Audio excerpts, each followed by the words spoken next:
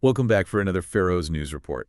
You can find more videos like this on our YouTube channel, PalsFundamentals, and the sources for this report are linked below. So let's get started. Sounds good. So first up, it looks like the main governing party and the parliamentary group are going to be nominating a new minister. Yeah, to replace Holm, who resigned, they want to pick someone who will really strengthen the party, but the final say on who it will be rests with the parliamentary group. Okay, makes sense. And speaking of the parliament, it looks like the law that governs those parliamentary auditors is getting a bit of an overhaul. It is. The chair of the auditors said they're reviewing the law now, and it should be finished by autumn this year. The current law has been around since 1999. Wow, so it's definitely due for an update. Yeah, they're focusing on a few things, but one of the big issues is scheduling. You see, auditors often serve on other parliamentary committees, and that can cause some conflicts. So they're trying to streamline things a bit. Right. The goal is to make sure the auditors have the same scheduling priority as all the other committees. That seems fair. Now, shifting gears a bit, there's a proposal out there to increase the compensation for people who are caring for elderly or disabled family members at home. Yes. The current amount is 10,789 kilowatts per month, and that hasn't changed since 1984. Wow, that's a long time. I know. The proposal wants to give municipalities the power to set the amount of compensation, which is interesting because the number of people receiving this compensation has actually been going down in recent years. That is interesting. Yeah. Okay, so moving on Thursday is the deadline to submit new proposals to Parliament. That's right. And we know that one of the proposals being submitted is the final plan for the Suðuroyar Tunnel. Okay, and in some health news, it sounds like a working group that was formed last summer to look at genetic diseases has come up with some recommendations. They have. One of their suggestions is to offer screenings to all expectant parents for certain fatal genetic diseases that seem to be more common in the Faroe Islands. And they're also suggesting that newborn screening be adjusted. Exactly. They want it to better reflect the specific genetic diseases that are more prevalent here. Makes sense.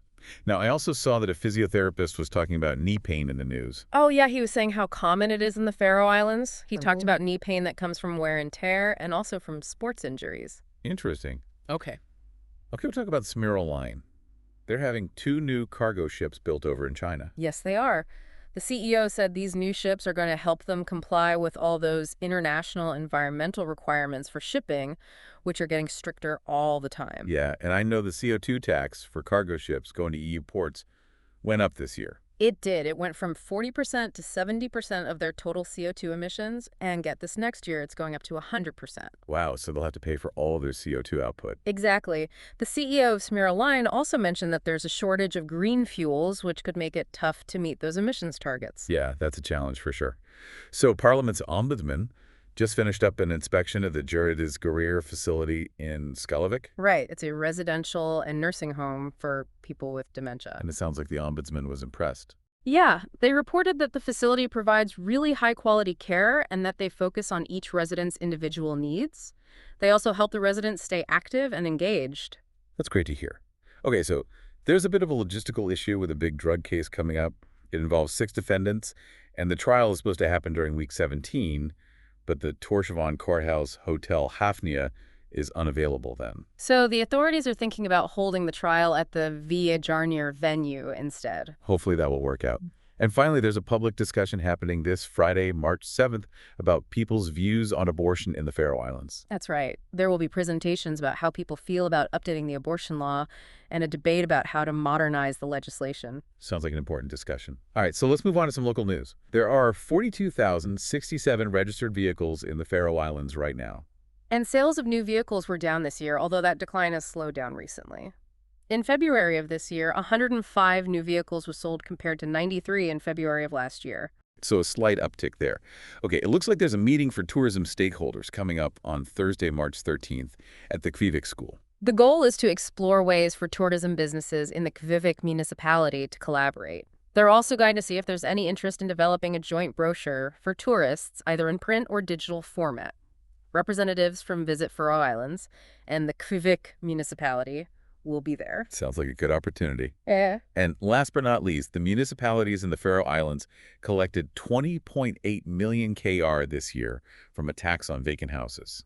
There are 2,574 vacant houses across the country, and Tórshavn had the most, with 477 vacant homes, which brought in 3.8 million KR for the city. Okay, so that covers all the local news for today. On to the weather, then. Yes, what's the latest forecast? Well, right now we've got light to fresh breezes from the east at 3 to 8 meters per second.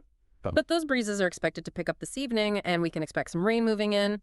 So typical Faroes day then. Pretty much.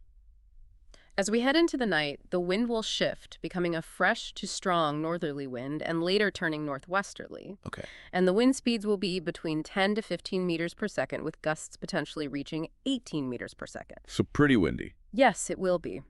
We're also looking at overcast skies with rain, and there's even a chance of sleet. Temperatures will be between 0 to 4 degrees Celsius. Brr. Yeah, you'll want to bundle up. Toward morning, the wind should decrease, becoming a fresh to strong northwesterly wind at 8 to 13 meters per second. It will remain overcast, but there's a chance it might clear up. Fingers crossed. What about tomorrow? Any chance of some sunshine? I think so. We can expect a light to fresh westerly wind at 5 to 10 meters per second.